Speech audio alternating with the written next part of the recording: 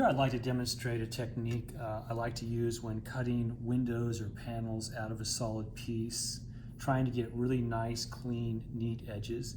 So if I was going to cut, let's just take an example here. I'm going to cut a window out of this piece. Just going to freehand it. And let's say I want it to look good on both sides.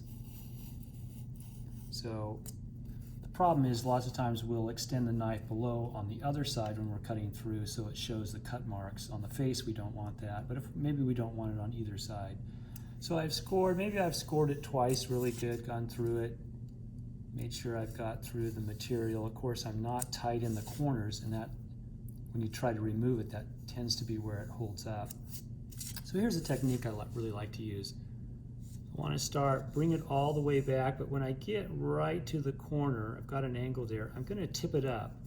And just like using a table saw, I'm going to take the material here and I'm just going to push it like I would with a table saw. And I can actually feel it when it got to the corner there because it holds up. So I'm going to go around, I'm going to do that on each side, score it a couple times again, tip it up, and then just like a table saw, I'm going to go really slow. Again, be patient, just go slow, and you'll feel when it catches on the corner.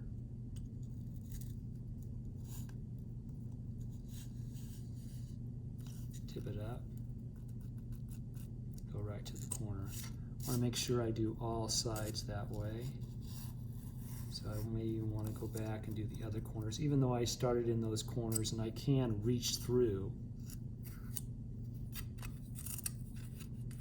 That creates a real nice edge.